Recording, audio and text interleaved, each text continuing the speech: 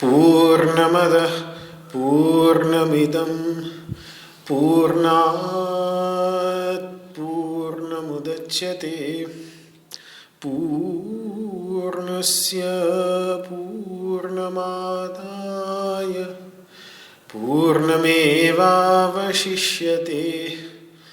ॐ शान्तिः शान्तिः शान्तिः।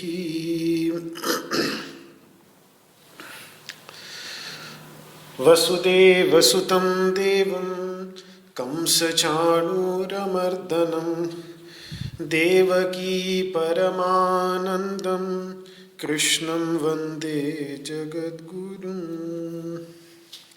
सर्वोपनिषतो गावो दोग्धा गोपालनन्दनः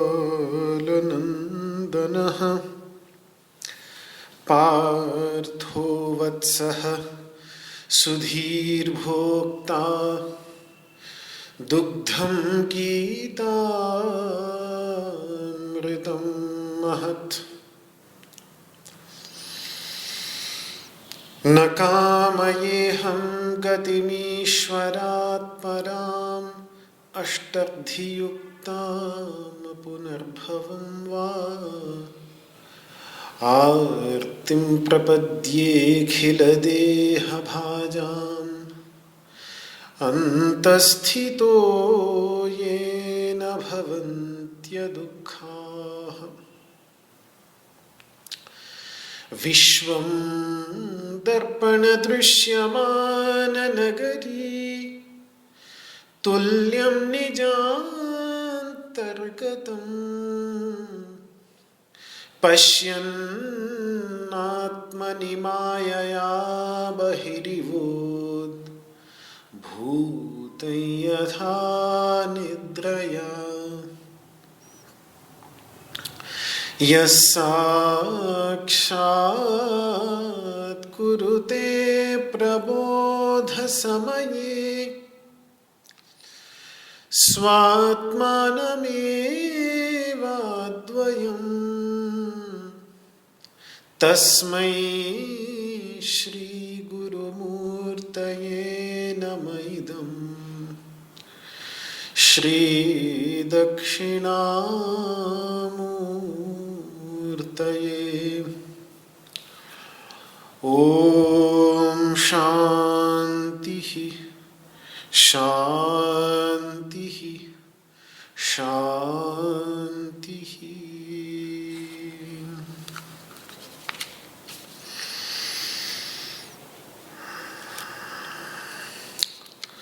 ओम नमो भगवते वासुदेवाय।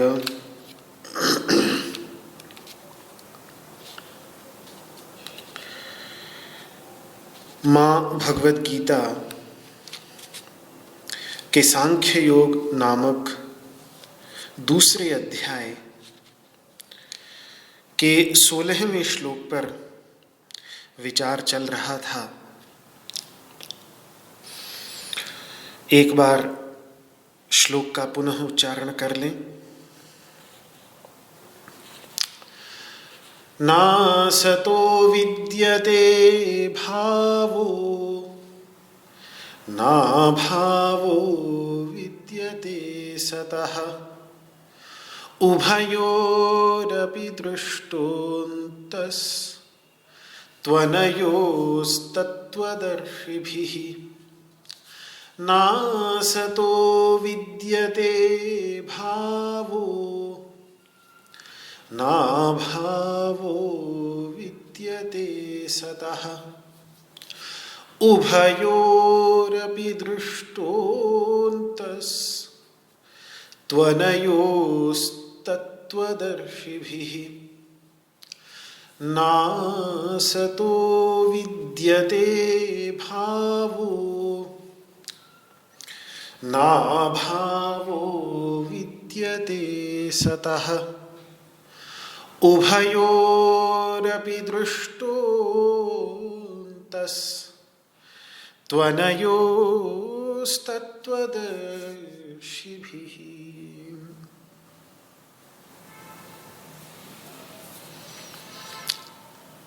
जो असत पदार्थ है, जिसकी सत्ता ही नहीं, जिसकी सत्ता केवल प्रतीत हो रही है, उसका कभी भाव नहीं हो सकता, उसका कभी वास्तविक अस्तित्व नहीं हो सकता। वो दिख रहा है, लेकिन उसकी कभी वास्तविक सत्ता नहीं हो सकती। जैसे उदाहरण के लिए मृग तृष्णा का बहुत ही प्रसिद्ध उदाहरण है। चीन में एक स्थान है, पेंगलई करके उसका नाम है, पेंगलई बोलते हैं। तो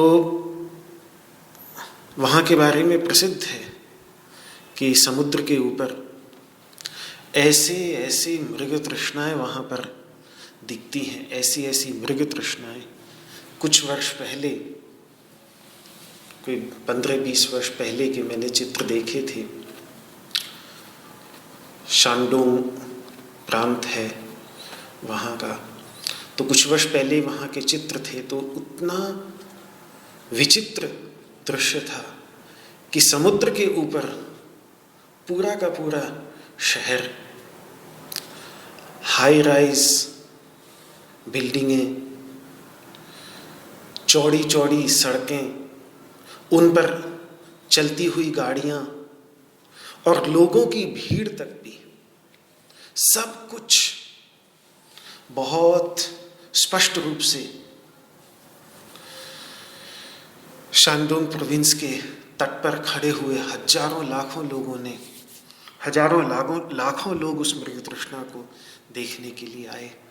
परिणाम सिर्फ यही, कारण उसका एकमात्र यही कि ऊपर की हवा गर्म हो गई, नीचे जो समुद्र का जल था वो ठंडा था, तो और कहीं की जो दृश्य थे वो दृश्य वहाँ समुद्र के जल के ऊपर दिखने लग गए। आसपास के शहरों के जो दृश्य हैं वो शहरों के दृश्य वहाँ पर दिखने लग गए। तो सब कुछ साफ दिख रहा है आँखों से, लेकिन उतना सब कुछ दिखने के और इतना स्पष्ट, दसियों मंजिलों के मकान, सड़कें, चौड़ी चौड़ी सड़कें, उस पर चलती हुई गाड़ियाँ और उस पर चलते हुए लोग, सब कुछ दूरी पर साफ दिख रहा है आँखों से, लेकिन वैसे बिल्कुल कुछ भी नहीं है। तो जो असत होता है उसका कभी वास्तविक भाव हो नहीं सकता, भले ही वो कितना भी स्पष्ट दिखे। और दूसरी ओर जो वस्तुतः सत्पदार्थ है, जो त्रिकाला बाध्य तत्व है, जिसका मृग तृष्णा असत इसीलिए है क्योंकि उस समय भले ही कितनी भी साफ आंखों से दिखे, लेकिन कुछ देर बाद फिर जैसे ही वो गर्म हवा गायब हो जाती है और उसके परिणाम स्वरूप जो प्रतिबिंब उद्भूत हो जाते हैं वो प्रतिबिंब भी फिर बिखरने लगते हैं, वो प्रतिबिंब भी विलुप्त होने लगते हैं। तो बाद में बाध हो जाता है। तो बाध हो जाने के परिणाम स्वरूप फिर पता चलता है अरे तो कुछ नहीं, केवल नजरों का धोखा था और कुछ नहीं था। तो इसी प्रकार से जिसका भी बाध हो जाता है, स्वप्न भी हम देखते हैं, जिस समय स्वप्न देखते हैं बिल्कुल चूंकि हमें दिख रहा है, हम उसको देखने वाले हैं, तो हमें लगता है कि चूंकि हमें दिख रहा है तो ये सब कुछ बिल्कुल सत्य ही होगा। लेकिन कुछ देर बाद उसका बाध हो जाता है तो फिर पता चलता है कि वास्तव में अंदर से खोखला था।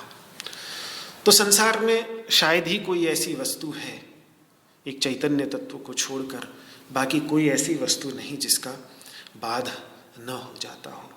समय के साथ सारी वस्तुएं जो होती हैं वो विलीन हो जाती हैं, बदल जाती हैं, दूसरे रूप में हमारे सामने आ जाती हैं, क्योंकि लगातार एक परिवर्तन चल रहा है। दूसरी ओर जो परम सत्य तत्व है, जो अपरिवर्तनीय तत्व है, जो सदा ही रहने वाला तत्व है, उसका कभी भी अभाव नहीं हो सकता। तो इस प्रकार से प्रत्येक वस्तु की परीक्षा करके और फिर सभी वस्तुओं की परीक्षा करने वाला जो तत्व है, उस तत्व की भी परीक्षा करके तत्वदर्शी लोग सत और असत दोनों का एक दृढ़ निश्चय, अंतिम निर्णय करके अपने जीवन के अंतर्गत बैठा लेते हैं और उस निर्णय को करके फिर जो असत है उस ओर से अपनी रुचियों को हटाकर, जो बदल रहा है, जो बाधित हो रहा है, उस ओर से अपने ध्यान को हटाकर उस ओर जो कभी भी नहीं बदलता, जो उस सारे बदलाव के बीच में उस सारे बदलाव का साक्षी बना रहता है, सारे बदलाव का दृष्टा बना रहता है, लेकिन उस सारे बदलाव के बीच में स्वयं नहीं बदलता, उस तत्व पर अपने ध्यान को केंद्रित रखने का प्रयत्न करते हैं। ऐसों को ही भगवान ने पीछे पंडित कहा, उसके बाद धीर कहा, बुद्धिमान कहा, और इस श्लोक में उनको तत्वदर्शी भी कह रहे हैं कि तत्वदर्शन ही जिनका सहज स्वभाव बन गया है। तत्व का अर्थ होता है, एक तो होता है अध्यारोपित स्वरूप, थोपा गया स्वरूप। उदाहरण के लिए अगर हमारी आंखों पर हरे रंग का या लाल रंग का चश्मा है, तो उसके परिणाम स्वरूप यदि कोई सफ़ेद दीवार हरी या लाल रंग की दिख रही है साफ साफ आंखों से, तो दिख रहा है, लेकिन वो अध्यारोपित स्वरूप है, वो आरोपित स्वरूप होगा उस दीवार का। उसको कहेंगे कि उस दीवार का थोपा हुआ, हमारे चश्मे की, अपने चश्मे की लालिमा, अपने चश्मे की हरितिका, अपने चश्मे का हरापन, अपने चश्मे का लाल रंग हमने उस दीवार के ऊपर आरोपित कर दिया है। प्रक्रिया में हम भूल गए कि हमारी आंखों पर हरा या लाल रंग का चश्मा है और हम उस दीवार को ही हरे रंग का या लाल रंग का समझने लगे। तो ये हो गया एक आरोपित स्वरूप।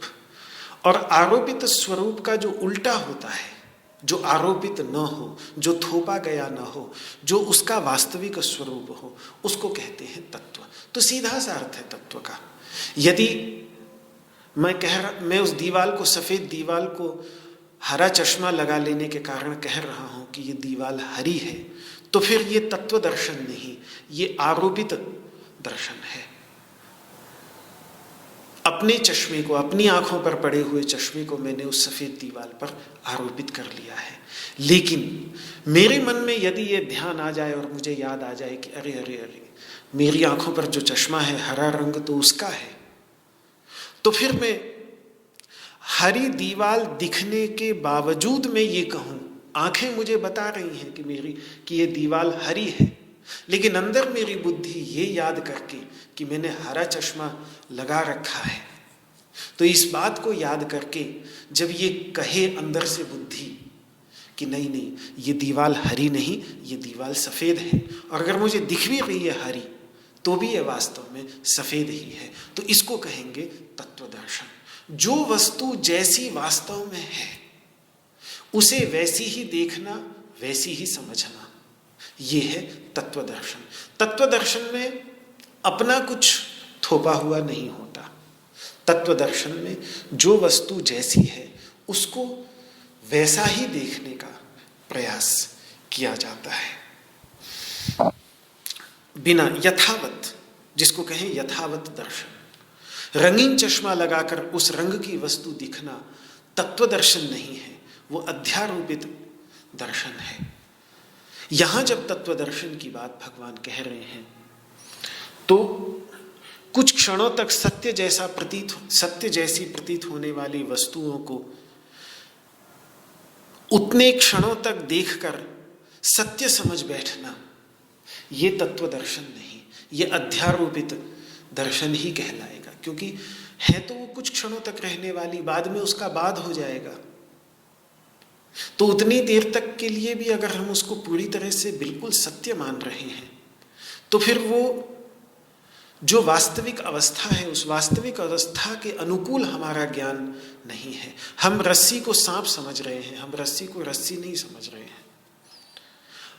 लेकिन उतनी समय तक दिखने वाली वस्तु को देखते हुए भी अगर अंदर से हमारा वो ज्ञान बना हुआ है कि ठीक है, ये वस्तु दिख रही है, लेकिन इसके बावजूद भी कुछ समय में इसका अभाव हो जाएगा, पहले कभी इसका भाव था नहीं, बाद में कभी इसका भाव होगा नहीं, कुछ क्षणों के लिए बीच में ये ऐसी दिख भी रही है, आँखों को, इंद्रियों को उसका अनुभव हो भी रहा है, तो भी ये वास्तविकता नहीं। जैसा मांडूक्य कारिका में भगवान गौड़पादाचार्य का प्रसिद्ध तर्क है कि आदावन्ते च यन्नास्ति, उत्पत्ति से जो पहले जो कभी अनंत काल से था ही नहीं और विनाश के बाद कभी अनंत काल तक रहेगा भी नहीं। आदौ अन्ते च यन्नास्ति वर्तमाने भी तत्तथा, वर्तमान में मैं किस आधार पे मान लूं कि वो वास्तव में है। वितथ ही सदृशाः सन्तः, है तो वास्तव में वितथ के समान। वितथ वही तथा का उल्टा, तथा को प्राप्त को ही तथागत, जो जैसा है उसको वैसा प्राप्त कर ले, समझ ले तो उसको तथागत कह देते हैं। इसीलिए बुद्ध को तथागत कह देते थे। और जो जैसा नहीं है वैसा समझ लेना उस वस्तु को, वो हो गया वितथा। तो रस्सी को रस्सी समझ लेना तथा है और रस्सी को सांप समझ लेना वितथ है। मतलब वही तथ्य, तथ्य से रहित, जिसके अंतर्गत तथा से ही तथ्य बना है, जिसको आजकल हम हिंदी में तथ्य समझ लेते हैं कि भाई तथ्य क्या है, और तथ्य का उल्टा वितथ हो गया। जिसने तथ्य को प्राप्त कर लिया वो तथागत हो गया, और तथ्य से विरुद्ध जो है वो वैतथ्य है, वितथ का भाव वैतथ्य। तो है तो वो वस्तु वास्तव में वैतथ्य के समान, लेकिन फिर भी तथ्य जैसी प्रतीत हो रही है। और आज का तो जमाना ही ऐसा है कि किसी भी वस्तु को तथ्य बनाकर हजारों लोगों के सामने प्रस्तुत कर दीजिए तो बस सब उसी को ही तथ्य मानने लग जाते हैं। आज के समय मुझे लगता है तथ्य और वैतथ्य के भेद को समझना बहुत अधिक, बहुत इतना आवश्यक पहले कभी था नहीं जितना आवश्यक आज हो गया है। कि तथ्य की परीक्षा हमेशा धर्म के क्षेत्र में भी, कई बार मुझे बचपन से ये चीज़ की शिकायत हमेशा रही कि कोई भी आके उपदेश दे जाता है और सब उसको बड़े श्रद्धा भक्ति के साथ सुन लेते हैं, लेकिन कभी कभी पूछ भी लेना चाहिए कि महाराज जी आपने ऐसा कहा तो किस आधार पे कहा, कौन से शास्त्र के आधार पे कहा, जरा बताएं। अनुभूति के आधार पे कहा, स्वानुभूति के आधार पे कहा, कि किसी श्रुति के आधार पर कहा, किसी स्मृति के आधार पर कहा, और या किसी युक्ति के आधार पर कहा, किस आधार पे, आधार क्या था। आपने इतनी बड़ी प्रतिज्ञा कर ली, इतना बड़ा स्टेटमेंट, इतनी बड़ी स्थापना आप कर गए, तो किस आधार पे की, थोड़ा हमें भी तो बताइए। ये प्रश्न पूछने चाहिए। जितने प्रश्न पूछे जाएंगे, जितने ठोक पीट कर सत्य को स्वीकार करेंगे, तो उतना ही फिर वो पक्का सत्य होगा। अन्यथा बहुत कुछ वही तथ्य ऐसा है जो दिखता तथ्य जैसा है, लेकिन वास्तव में वही तथ्य ही होता है। और अद्वैत वेदांत की परंपरा में तथ्य और वही तथ्य की परीक्षा बहुत प्राचीन काल से बड़ी गहराई के साथ कहाँ कहाँ क्या क्या हमारी इंद्रियां तक भी हमें धोखा दे देती हैं। और चूंकि ये इंद्रियां धोखा देती हैं, इसीलिए जादू भी काम करता है। जादू और कुछ नहीं, जो ये बड़े बड़े जादूगर जादू दिखा देते हैं, ये और कुछ नहीं, हमारी इंद्रियों को धोखा देकर ही। क्योंकि ये इंद्रियां जितनी विश्वसनीय प्रतीत होती हैं, जितना हम इनके ऊपर विश्वास करते हैं, उतनी विश्वास के योग्य वस्तुतः है नहीं। मनोविज्ञान के अंतर्गत एक शायद अद्वैत वेदांत के पंचदशी इत्यादि ग्रंथों के अंतर्गत और एक आधुनिक मनोविज्ञान के अंतर्गत कहाँ कहाँ इंद्रियां किस किस प्रकार के भ्रम पैदा करती हैं, कहाँ कहाँ गलत ज्ञान प्रदान कर देती हैं, इस पर बहुत गंभीर विचार, बहुत गहरा विचार और बड़ा आश्चर्यजनक, कभी कभी हम तो सोच भी नहीं सकते अपनी तरफ से कि कितना कभी कभी ये आँख ये धोखा दे देती हैं। तो इन पर सहज रूप से एकदम से विश्वास कर लेना तत्वदर्शन नहीं। तत्वदर्शन ये है कि ठोक पीट करके, एक एक विचार करके कि कहीं मैं अपने ही दूसरे व्यक्ति के विषय में जो मेरे विचार हैं, वो विचार क्या वास्तव में उस व्यक्ति के किसी व्यवहार पर आधारित हैं, और यदि किसी के व्यवहार पर आधारित हैं भी, तो क्या वो उस व्यवहार की यही एक व्याख्या जो मैंने की है वही सही है? क्या पता उसके व्यवहार की दूसरी भी कुछ व्याख्या हो सकती है। तो फिर इतना जब हम परीक्षा करने लगेंगे तो धीरे धीरे सभी के प्रति हमारा एक नजरिया ही बदलता चला जाएगा, और अपने को कम थोपेंगे, दूसरे व्यक्ति को समझने का प्रयास अधिक करेंगे। तत्वदर्शी कुछ ऐसा ही करता है। तो अर्जुन को ये सब कहते हुए भगवान मानो ये कह रहे हैं कि जैसे ये तत्वदर्शी, जिन तत्वदर्शियों की जैसी बातें तुम कर रहे हो अर्जुन, बातें तुम तत्वदर्शियों जैसी कर रहे हो, लेकिन व्यवहार तुम्हारा उन तत्वदर्शियों जैसा नहीं। तो अगर केवल बातें मत करो उन जैसी, प्रज्ञावादांश भाष्य केवल उन जैसी बातें मत करो, बल्कि उनके समान दोनों की ही तत्वों का विवेक पूर्वक ठीक ठीक अलग अलग निर्णय कर लो, जिससे जो असत है, जो विकारी है, जो परिणामी है, जिसके अंतर्गत लगातार विकृति की परंपरा एक के बाद एक परिवर्तन हो रहा है, परिणति लगातार हो रही है नदी के समान, उसको ठीक ठीक समझो, और जो सत तत्व है, जो अविकारी तत्व है, जो अपरिणामी तत्व है, उसको अलग अलग ठीक ठीक समझ जाओ। वास्तव में यहाँ जो सदसद विवेक की बात की है, ये सांख्य दर्शन का ही प्रसंग है। सांख्य दर्शन, क्योंकि भगवान यहाँ सांख्य योग की ही चर्चा कर रहे हैं, और पूरे के पूरे सांख्य योग के अंतर्गत वास्तव में क्या है कि दो ही तत्व हैं, एक प्रकृति और एक पुरुष, जिसमें से प्रकृति दोनों नित्य तत्व हैं, लेकिन एक के अंतर्गत लगातार विकृतियां हो रही हैं, लगातार परिणति हो रही है। प्रकृति के अंतर्गत जो शक्ति स्वरूपा प्रकृति है, उसके अंतर्गत लगातार रूपांतरण चल रहा है, लगातार वो बदल रही है।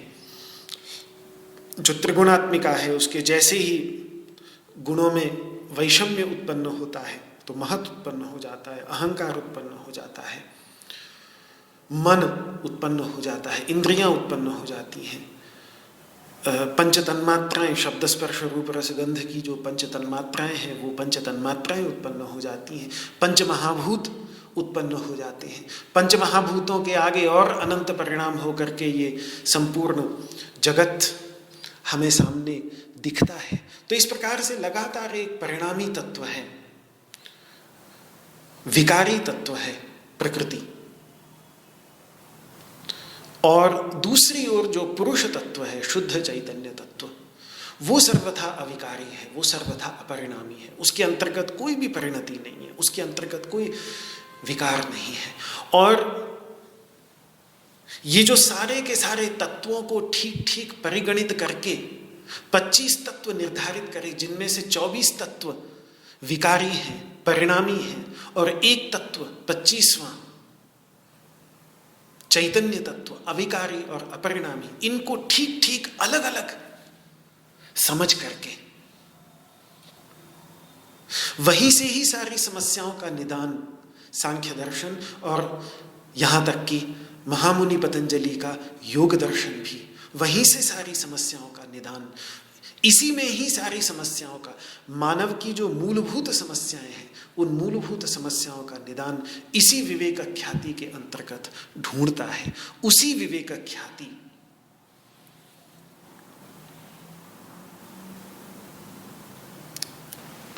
को यहां पर भगवान विवेक शब्द का प्रयोग किए बिना ही,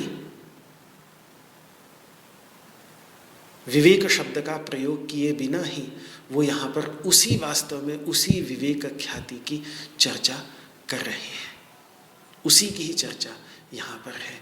और जैसे जैसे मैं देख रहा हूं, जिन जिन देशों में योग गया है, योग के अंतर्गत रुचि जगी है, वहाँ पहले योग के आसनों में रुचि, और उसके बाद धीरे धीरे योग दर्शन का जो मूलभूत दर्शन है, सांख्य दर्शन, यही सांख्य योग जिसकी चर्चा यहाँ पर भगवान कर रहे हैं, इसके ऊपर, इसके प्रति बड़ी गहरी रुचि जागृत हुई है। अभी 3-4 दिन पहले ही मेरे पास सूचना आई कि जनवरी 20 तारीख से और 24 तारीख तक, यानी 5 दिन तक, योग and Sankhya philosophy conference Beijing के अंतर्गत, चीन के अंतर्गत करने जा रहे हैं, जिसमें उन्होंने पूरी तरह से सांख्य दर्शन को ही केंद्र में, कि सांख्य दर्शन और दैनिक जीवन के बीच में क्या संबंध है, सांख्य दर्शन किस प्रकार से हमारी योग की साधना को प्रेरणा प्रदान करता है, और शरीर और मन के संबंध को खोजने में किस प्रकार से सांख्य दर्शन हमारी सहायता कर सकता है। सांख्य दर्शन यदि किसी प्रारंभिक व्यक्ति को सिखाना हो तो किस प्रकार से सिखाया जा सकता है। सांख्य दर्शन का आयुर्वेद के ऊपर गहरा प्रभाव क्या है। सांख्य दर्शन आज के योगाभ्यास को किस प्रकार से दिशा निर्देश दे सकता है। पतंजलि के योग सूत्रों में सांख्य दर्शन का क्या स्थान है। समाधि की मूलभूत विचारधारा में सांख्य दर्शन का क्या स्थान है। मनोविज्ञान और सांख्य दर्शन को किस तरीके से जोड़ा जा सकता है। सांख्य दर्शन का इतिहास क्या है। योग दर्शन को किस प्रकार से सांख्य दर्शन की भाषा में समझा जा सकता है। इन सब विषयों को लेकर वहाँ एक 5-6 दिन की जो एक वार्षिक कॉन्फ्रेंस प्रतिवर्ष होती है, तो इस वर्ष भी दोबारा करते हैं, तो मैं भाग लेता रहता हूँ, इस वर्ष भी भाग लूँगा, बोलूँगा। तो मुझे बड़ा लगता है कि, और तब फिर उनको जब बताया जाता है कि भाई आप लोगों से कि यहाँ तो 2-2 हज़ार साल पहले ईश्वर कृष्ण की सांख्य कारिकाएँ अनुदित हो चुकी थी, फिर वो उन अपने पुराने ग्रंथों को ढूंढते हैं, तो उनको भी बड़ा आश्चर्य होता है कि किस प्रकार से प्राचीन काल से। तो एक अलग ही मेरा कहने का उद्देश्य जो है वो केवल यही है कि जैसे जैसे योग में रुचि जगती है, तो फिर सांख्य के इन गहरे गंभीर विचारों को भी व्यक्ति बहुत ही रुचि के साथ इनकी खोज करना शुरू करते हैं। तो सांख्य दर्शन के मूल में विचार ही यही है कि सत और असत को बिल्कुल ठीक ठीक अलग अलग करके समझने का ही प्रयास संभवतः भगवान कपिल ने सर्वप्रथम किया। जो बात इस श्लोक में कही है भगवान श्री कृष्ण ने कि उभयोरपि दृष्टो अंतः, ये सर्वप्रथम प्रयास, ज्ञात प्रयास यदि किसी ने किया है कि दोनों का ठीक ठीक अलग अलग करके निर्णय करने का प्रयास किसी ने किया है, तो संभवतः वो सर्वप्रथम व्यक्तित्व जो हमारे सामने निकल कर आता है वो यही है, सिद्धानाम कपिलो मुनि, जो सभी सिद्धों में सर्वश्रेष्ठ सिद्ध महामुनि कपिल हैं, जिन्होंने सत और असत, विकारी और अविकारी को, परिणामी और अपरिणामी तत्व को अलग अलग ठीक ठीक समझने का प्रयास किया। भगवान इस संदर्भ में इस सारी बात को लाने का उद्देश्य उनका एक ही है कि अर्जुन, अगर तुमने ये विचार ठीक ठीक किया होता तो तुम केवल तत्वदर्शियों जैसी बातें नहीं करते, बल्कि तुम्हारा व्यवहार भी तत्वदर्शियों जैसा होता। फिर तुम ना तो विकारी को लेकर शोक करते और ना अविकारी को लेकर। विकारी को लेकर क्यों कोई शोक करेगा? जब समझ लिया उसने कि भाई ये विकारी है ही, इसने बदलना ही है, इसने इसके अंतर्गत परिणति होनी ही है, तो उसको लेकर रोएगा क्यों? जिसमें विपरिणाम, जिसमें परिणति, जिसमें विकृति अवश्यम भावी है। दूध कितना रखोगे? दवाई डाल के भी रखोगे तो 10, 15, 20 दिन, 1 महीना रख लोगे, उसके बाद तो फिर खराब होगा ही ना, क्योंकि प्रकृति का सिद्धांत है, वो हमेशा दूध नहीं रहेगा, वो बदल जाएगा। तो उसको लेकर रोना क्या? उसमें रो के अपने कोई व्यक्ति नाहक परेशान कर रहा है। समझदार व्यक्ति ऐसा क्यों करेगा? और जो अविकारी तत्व है, जिसके अंतर्गत कोई परिणति नहीं है, जिसके अंतर्गत कोई बदलाव आ ही नहीं रहा है, उसमें शोक की कोई बात है नहीं, उसमें रोने की बात है नहीं, क्योंकि वो तो जैसा है वैसा सदैव रहेगा ही। तो जो हमेशा वैसा रहेगा, तो फिर उस चीज को लेके भी क्यों परेशान होना? तो न इस बात में परेशानी बनती है और न उस बात में परेशानी बनती है। एक बार व्यक्ति अनित्यता स्वीकार कर ले जीवन के अंतर्गत, इसीलिए बुद्ध भी अनिच्चा बोल देते थे उसको, जिसको हम लोग संस्कृत में अनित्यता बोलते हैं, पाली में अनिच्चा बोल देते थे। उसको कर ले व्यक्ति अपने जीवन के अंतर्गत स्वीकृति, तो दिल पर से बहुत बड़ा बोझ उतर जाता है कि हाँ ठीक है, अनित्य था, जब तक रहा आनंद दिया उसने, अब चला गया तो चला गया, क्या कर सकते हैं। तो ये स्थिति जो अर्जुन की दिख रही है, अश्रुपूर्णा कुलेक्षणम, ये स्थिति कम से कम ऐसा सुनिश्चित कर चुके व्यक्ति की नहीं होगी। उसको खोने के बाद शोक नहीं होगा। और फिर भी जीवन में जो अवश्यम भावी द्वंद्व उठते हैं, तो उन्हें तो सहन करने के लिए भगवान कह ही रहे थे, उनकी तो तितिक्षा करने के लिए कह ही रहे थे। क्योंकि वास्तव में ये परिणामी विकारी पदार्थ ही सबसे ज्यादा परेशान करते हैं, जिनकी कोई वास्तविक सत्ता नहीं, जिनकी एकमात्र क्षणिक प्रतीति होती है, जो सत्य नहीं, जो त्रिकाला बाध्य नहीं, जो तीनों कालों में रहने वाले नहीं, यही हमको सबसे ज्यादा परेशान करते हैं। लेकिन ये समझ अंदर से आ जाए और थोड़ा मन में बैठा लें कि भाई ये अनित्य है, ये कुछ समय तक रहने वाला था, जब तक रहा अब नहीं है, तो ऐसा कह के जब तक है तब तक उसको सहन करने का प्रयास करें, और फिर जब चला जाए तब तो चला ही गया, फिर तो कोई दुख की बात है ही नहीं। तो ऐसा कुछ भगवान इस श्लोक के माध्यम से, हालांकि इतना स्पष्ट रूप से कह नहीं रहे हैं, पर निर्देश उनका उसी ओर ही है कि सत्तत्व तो एक ही है अर्जुन, जो वो देह का स्वामी, देही, शरीरी, चैतन्य तत्व है, वही सत्य तत्व है। पर जो कुछ भी हमारे अनुभव में आ रहा है, वो सारा का सारा क्षणिक होने के कारण परिणामी ही है, विकारी ही है, कुछ समय तक रहेगा और उसके बाद समाप्त हो जाएगा। अब सदसद विवेक की चर्चा जब हो गई, तो अब उस सत की और थोड़ी चर्चा भगवान करने जा रहे हैं जो सदा ही रहता है। ये अगले 2 श्लोकों के अंतर्गत हमें दिखेगा।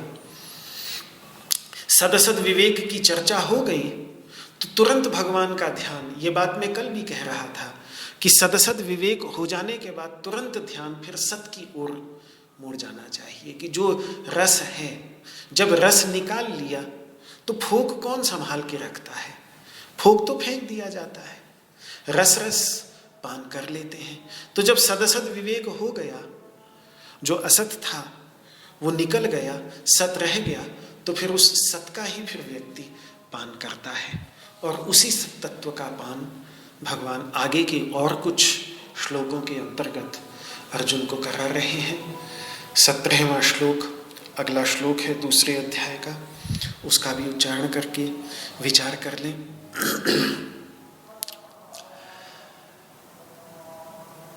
अविनाशी तु तद्विद्धि येन सर्वमिदं ततं विनाशमव्ययस्यास्य न कश्चित् कर्तुमर्हति। अविनाशी तु तद्विद्धि येन सर्वमिदं ततं विनाशमव्ययस्यास्य न कश्चित् कर्तुमर्हति। अविनाशी तु तद्विद्धि येन सर्वमिदं ततं विनाशमव्ययस्यास्य न कश्चित् कर्तुमर्हति।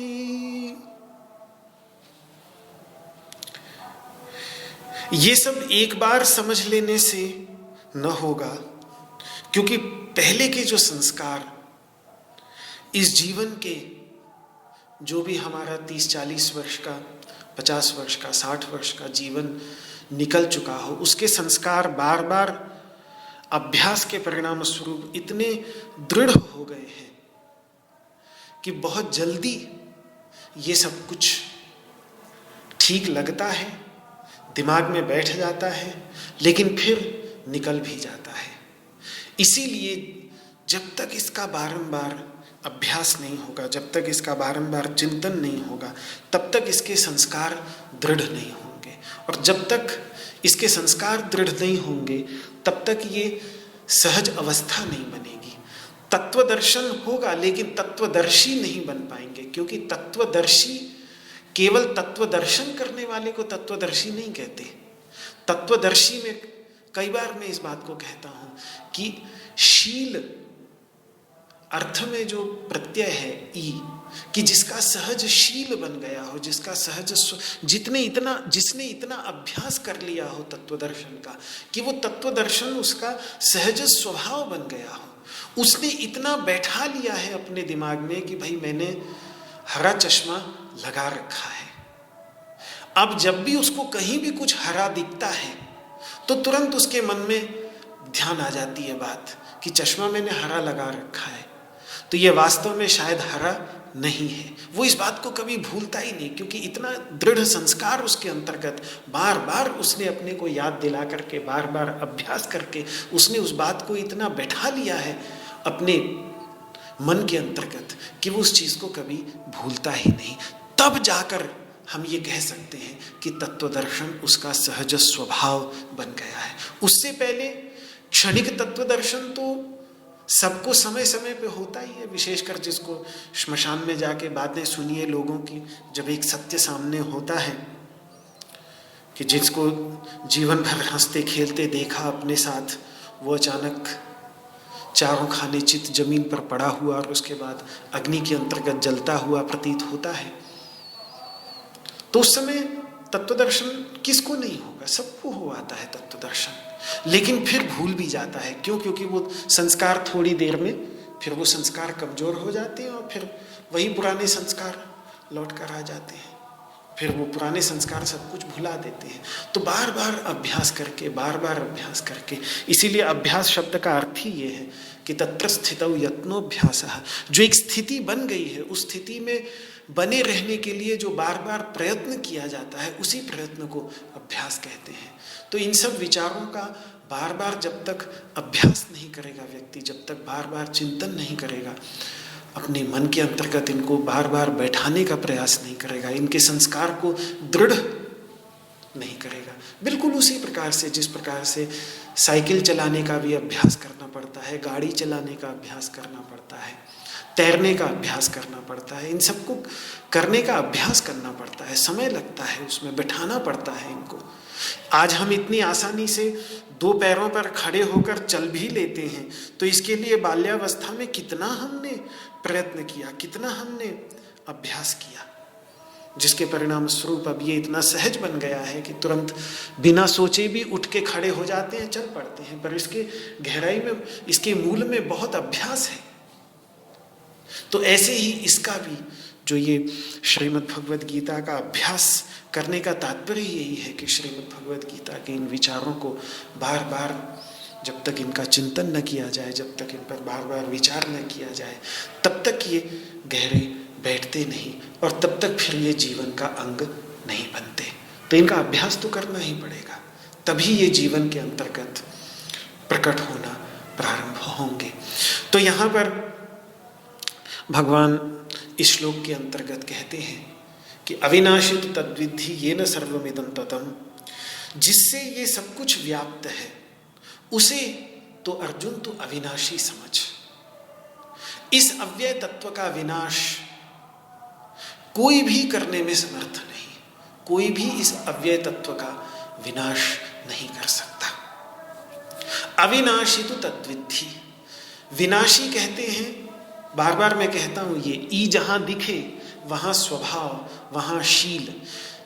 विनाश स्वभाव वाला, विनाशशील वाला, उसको कहते हैं विनाशी।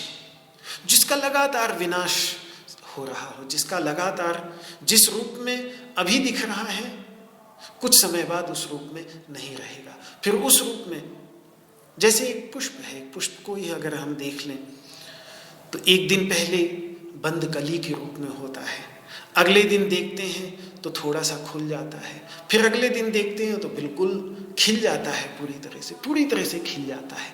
एक दो दिन खिला रहेगा, फिर धीरे धीरे मुरझाने लगेगा, झुक जाएगा नीचे, फिर मुरझाने के बाद धीरे धीरे उसकी पंखुड़ियाँ गिरने लगेंगी, फिर पंखुड़ियाँ भी गिर जाएंगी तो पंखुड़ियाँ बिल्कुल पीली पड़ जाएंगी, उनका रंग बिल्कुल गायब हो जाएगा, उनका जो तरोताजापन है वो तरोताजापन बिल्कुल समाप्त हो जाएगा, और फिर कुछ वो धूल सी अंत में रह जाती है। तो 10-15 दिन के अंदर ही अंदर ये सब घटित हो जाता है। तो चूंकि इतना धीरे हो रहा है, क्योंकि वो प्रक्रिया इतनी धीमी है कि भले ही हमारी आंखों से न दिखती हो, केवल तभी दिखती है जब कुछ समय निकल जाता है और 2-4-6 घंटे के पीछे की अवस्था के साथ हम 2-4-6 घंटे की बाद की अवस्था की तुलना करते हैं तो हमें लगता है कि अरे तो बदल गया, लेकिन वो बदलाव की परंपरा लगातार चल रही है। तो वो विनाश की जो प्रक्रिया है वो लगातार चल रही है, जैसे उस फूल के अंतर्गत चल रही है, ऐसे ही हमारे चारों ओर जितनी भी वस्तुएं हैं उन सभी वस्तुओं के अंतर्गत वो चल रही है। तो इसीलिए विनाश ही जिनका शील है, विनाश ही जिनका स्वभाव है, जिसका लगातार विनाश होता रहता है, उसे कहेंगे विनाशी। और विनाश न होना जिसका स्वभाव है, विनाश न होना जिसका सहजशील है, उसको कहेंगे संस्कृत के अंतर्गत अविनाशी। विनाश क्या है वास्तव में? पहले जिस अवस्था में था उस अवस्था को छोड़कर दूसरी अवस्था में चले जाना। जैसे दही बन जाने पर दूध विनष्ट हो गया, दूध जिस अवस्था में था वो अवस्था नहीं रही। जब दही बन गया तो दूध जिस रूप में था उस रूप में वो नहीं रहा, चैतन्य तत्व के विषय में जो आचार्यों की, ऋषि महर्षियों की अवधारणा है वो यही है कि वो जैसे दही बन जाने पर दूध विनष्ट हो जाता है, फिर वो दूध कभी भी दोबारा मिलेगा नहीं। चैतन्य तत्व जब इस जगत के रूप में परिणत होता है तो वो कभी भी अपने वास्तविक स्वरूप को खोकर नहीं यह जगत बनता, अपितु इसके मूल में सभी समय वह अपने वास्तविक स्वरूप को यथावत बनाए रखते हुए जगत के बीचों बीच प्रतीत हो रहा है। इसीलिए उसको अविनाशी कहते हैं। प्रकृति के अंतर्गत कितना भी परिवर्तन क्यों न हो रहा हो, लगातार प्रकृति के अंतर्गत परिवर्तन होता चला जाता है। एक संतान की परंपरा, परिवर्तन की परंपरा चलती है, लेकिन उस परिवर्तन की परंपरा के केंद्र में जो चैतन्य तत्व विद्यमान है, शुद्ध चैतन्य तत्व, वो अपने वास्तविक स्वरूप को कभी भी नहीं खोता, वो ज्यों का त्यों बना रहता है। यही कारण है कि कोई भी व्यक्ति किसी भी समय किसी भी स्थान पर यदि अपने केंद्र में चला जाए तो अपने केंद्र में वो अपने को उसी शुद्ध चैतन्य तत्व के रूप में पाएगा जो शुद्ध चैतन्य तत्व जिस स्वरूप में इस समस्त ब्रह्मांड की उत्पत्ति से पहले जैसा शुद्ध चैतन्य तत्व उस समय था, वैसा ही शुद्ध चैतन्य तत्व आज भी इस सब परिवर्तन के बीच में भी वो यथावत ज्यों का त्यों रहता है। उसके अंतर्गत कोई परिवर्तन नहीं आता, उसके चारों ओर सब कुछ बदलता चला जाता है, लेकिन वो स्वयं कभी भी नहीं बदलता। ये ऐसे ही है जैसे प्रसिद्ध उदाहरण है, बार बार बोलता भी हूं तो लगता है कि बहुत पुराने हो गए, हम सब इन उदाहरणों को सुन सुनकर थक चुके हैं, लेकिन फिर भी इनसे कोई अच्छा उदाहरण समझ में भी नहीं आता। तो इसीलिए जो प्राचीन काल से ये उदाहरण चले आ रहे हैं वेदांत के, कि रस्सी जिस समय सांप जैसी दिखती भी है और जितने लोग वहां पे खड़े हैं, किसी को लग रहा है कि सांप है, दूसरा कह रहा है कि नहीं ये तो थोड़ा पानी गिर गया था तो उसकी धारा है, तीसरा कह रहा है कि नहीं नहीं ये जमीन में कोई छेद हो गया है, जमीन में दरार आ गई है, चौथा बोल रहा है कि नहीं ये माला गिर गई थी वो पड़ी हुई है। उनमें से किसी को भी ये ध्यान नहीं आ रहा है कि रस्सी है, सब उसको अलग अलग स्वरूपों में देख रहे हैं, लेकिन उन सब लोगों को अलग अलग स्वरूप में दिखते हुए भी उस समय भी वो अपने वास्तविक स्वरूप में रस्सी रही ही आती है। जहां दीपक लेके आएंगे, ढंग से देखेंगे तो सभी को वो रस्सी ही दिखाई देगी। इसी प्रकार से रंगीन वस्तु, रंगीन वस्त्र के संपर्क में आकर जब एक पारदर्शक शुद्ध स्फटिक रंगीन सा दिखता भी है, उस समय भी वो अपने वास्तविक स्वरूप में पारदर्शक शुद्ध एवं रंग से रहित ही रहता है, दिखता भी है रंगीन आंखों से, तब भी वो वास्तव में पारदर्शक रंगों से रहित ही होता है। उसके वास्तविक स्वरूप में न रस्सी में कोई परिवर्तन आया और न स्फटिक के अंतर्गत कोई परिवर्तन आया। कितना भी परिवर्तन दिखे, लेकिन उस सारे परिवर्तन को आधार भी वही प्रदान कर रहा है। स्फटिक ही ना हो तो रंगीन कौन दिखेगा, रस्सी ही ना हो तो सांप जलधारा आदि के रूप में क्या दिखेगी। वही रस्सी उन सभी का आधार है, वही स्फटिक उन सभी रंगों का आधार है, लेकिन उसके बावजूद परम सत्य, एक जो पारमार्थिक सत्य है कि सारे रंगों का बाध हो जाने के बाद भी जब वो शुद्ध पारदर्शक दिखता है, सारी भ्रांतियों के हट जाने के बाद भी जब वो रस्सी ज्यों की त्यों हमें दिखती है, तो हमें पता चलता है कि ये रस्सी तो कभी बदली ही नहीं, ये स्फटिक तो कभी बदला ही नहीं, ये तो हमेशा से यही था। तो ऐसा ही कुछ जब अपने अंतर्गत विद्यमान उस चैतन्य तत्व की समीक्षा करते हैं, उस चैतन्य तत्व की परीक्षा करते हैं, उस चैतन्य तत्व को समझने का प्रयास करते हैं और देखते हैं कि कितना भी विषयों के संपर्क में आकर विषयों के रंग में रंगा हुआ सा प्रतीत होता है, लेकिन जब उसको अपने स्वरूप में इन सब से हटाकर देखा जाता है तो वो ज्यों का त्यों उन सभी विषयों से अछूता, असंग, यथावत, अपरिवर्तनीय ही हमेशा लौट कर जाने पर दिखता है। तो पता चलता है कि ये अविनाशी तत्व है, इसने कभी अपने वास्तविक स्वरूप को छोड़ा ही नहीं। बिल्कुल उस रस्सी की तरह, बिल्कुल उस स्फटिक की तरह, बिल्कुल उस स्क्रीन की तरह जिसके ऊपर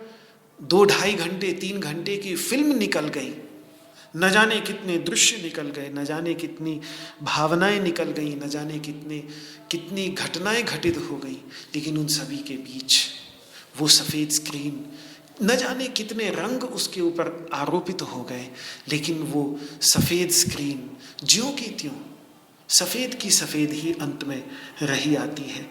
पहले भी सफ़ेद थी फिल्म शुरू होने से पहले, और फिल्म समाप्त होने के बाद भी सफ़ेद की सफ़ेद ही रही आती है।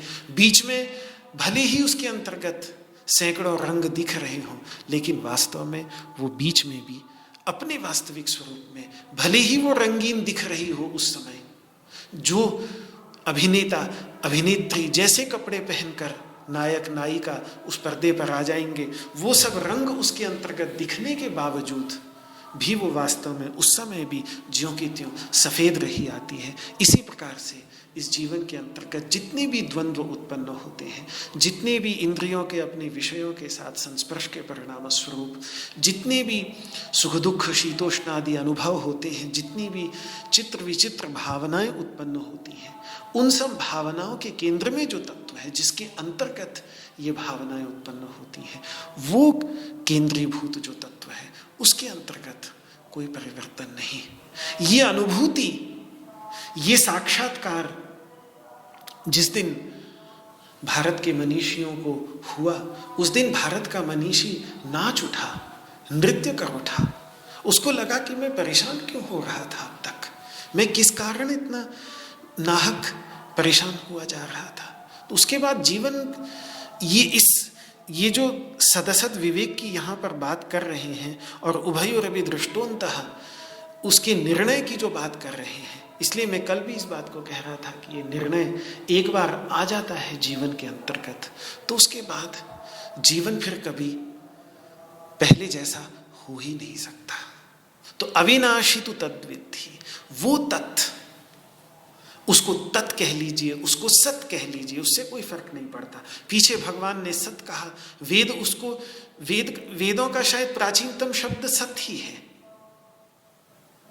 ऋग्वेद के प्राचीनतम मंत्रों को उठाकर देख लें तो एकम सत विप्राह बहुधा वदन्ति, सत तो एक ही है, लेकिन मेधावी लोग, ज्ञानी लोग उसका निरूपण अनेकों प्रकार से करते हैं। कोई उसको कुछ कह देता है, कोई कुछ कह देता है, कोई उसके लिए किस शब्द का प्रयोग कर लेता है, पर वो सत तत्व जिसके लिए उपनिषद कहती हैं सदैव सौम्यदमग्र आसीत, इस सृष्टि के प्रारंभ में बस एकमात्र तत्व वही सत तत्व था जिसमें से फिर ये सब कुछ निकला है। तो कभी वेद उसको प्राचीनतम शब्दावली के अंतर्गत उसको सत कह देते हैं, कभी उसको तत् कह देते हैं, तत्वमसि के अंतर्गत तत् कह दिया, उसको वह कह दिया, सत कह लीजिए, तत् कह लीजिए, कभी उसको त्यद भी कह देते हैं। अलग अलग शब्द प्राचीनतम, ये ब्रह्म आत्मा शब्द तो बहुत बाद में आए, उनसे भी प्राचीनतम शब्द मुझे जो ये 3 जो स्वयं भगवान ने 17वें अध्याय के अंतर्गत परिगणित किए हैं, गिनाए हैं, ये संभवतः उस परम तत्व की अभिव्यक्ति के प्राचीनतम शब्द हैं। ओम तत् सत्, जो 3 प्रकार का निर्देश भगवान ने भी स्वयं बतलाया है। ओम तत्सदिति निर्देशो ब्रह्मणस्त्रिविध स्मृतः, जो ब्रह्म तत्व का, पर ब्रह्म तत्व का 3 प्रकार का निर्देश 17वें अध्याय में भगवान कह रहे हैं। ओम, तत् और सत। तो चाहे ओम कह लीजिए, चाहे तत् कह लीजिए, चाहे सत कह लीजिए। पिछले श्लोक में सत कह दिया, इस श्लोक में उसको तत् कह रहे हैं। 8वें अध्याय में ओमित्येकाक्षरं ब्रह्म व्याहरण मा मनुस्मरन, वहां भगवान ओम कह देंगे। कहें चाहे जो कुछ भी, शब्दों से क्या फर्क पड़ता है, वो शब्द निर्देश कहाँ कर रहे हैं, इशारा कहाँ कर रहे हैं, पकड़ना तो उसको है। तो वो जो वह जो सत्तत्व है जिसका प्रसंग चल रहा है, उसको हे अर्जुन तू अविनाशी ही समझ, अपरिणामी ही समझ। ये न सर्वमिदं ततम्, जिससे यह संपूर्ण पांच भौतिक जगत, स्थूल जगत और सूक्ष्म जगत भी, अंदर का जो सूक्ष्म जगत है, मन बुद्धि अहंकार चित्त इंद्रियां पंच प्राण, ये सारे के सारे उससे व्याप्त हैं। बिल्कुल ठीक वैसे ही जैसे आकाश के द्वारा समस्त पदार्थ अंदर बाहर से व्याप्त है। संसार की कोई भी ऐसी वस्तु नहीं जिसके चारों ओर आकाश न हो, जिसके अंतर्गत आकाश न हो। अधिकतर इन वस्तुओं में आज का विज्ञान तो बतलाता ही है हमें, कितने सुंदर तरीके से समझाता है कि वास्तव में अधिकतर आकाश ही है। तो मैं पीछे पढ़ रहा था कि अगर पृथ्वी, इस पूरी पृथ्वी जो इतनी बड़ी पृथ्वी है, इतनी बड़ी पृथ्वी, अगर इसमें से आकाश जितना है वो सारा का सारा आकाश निकाल दिया जाए तो ये पूरी पृथ्वी में से पूरा आकाश यदि निकाल लें, तो ये कोई वैज्ञानिक मित्र ही बता रहे थे, अपनी पुस्तक में से दिखा रहे थे, तो कह रहे थे कि अगर इस पूरी पृथ्वी में से सारा का सारा आकाश, इसके जितने परमाणु हैं उन परमाणुओं के अंतर्गत जितना भी आकाश है वो सारा का सारा आकाश निकाल ले, तो पृथ्वी केवल एक सेब जितनी बड़ी रह जाएगी। वजन उसका वही होगा, क्योंकि मास का जो वजन होता है वो तो होगा ही, वो तो जो उसका जो गुरुत्वाकर्षण होगा वो तो उतना ही होगा, लेकिन उसका आकार केवल एक सेब जितना ही रहेगा। तो ठोस तत्व, कहने का तात्पर्य उसका ये था कि ठोस तत्व जो है वो पृथ्वी के अंतर्गत वास्तव में इतना ही है। उसी को ही बस आकाश अंदर बाहर से कितना अधिक व्याप्त है प्रत्येक तथाकथित ठोस दिखने वाले पदार्थों के बीच में, तो ये आश्चर्यजनक होता है। तो जिस प्रकार से आकाश व्याप्त है अंदर बाहर से सभी पदार्थों के अंतर्गत, तो उस आकाश की भी सत्व की सिद्धि जिस तत्व से होती है, इस पर विचार मैं कल करूंगा कि किस अर्थ में जब हम कहते हैं कि वो सत्तत्व सभी वस्तुओं में व्याप्त है, तो किस भाव में वो सभी वस्तुओं के अंतर्गत व्याप्त है। आज चूंकि समय पूरा हो गया है, तो इस पर वेदांत के ग्रंथों में जिस प्रकार से इस पर आचार्य लोगों ने विचार किया है, बड़ा सुंदर विचार है, उसको मैं आपके सामने कल प्रस्तुत करूंगा। आज इस वाक पुष्पांजलि को यहीं विराम देता हूं और भगवान श्री कृष्ण के श्री चरणों में समर्पित करता हूं।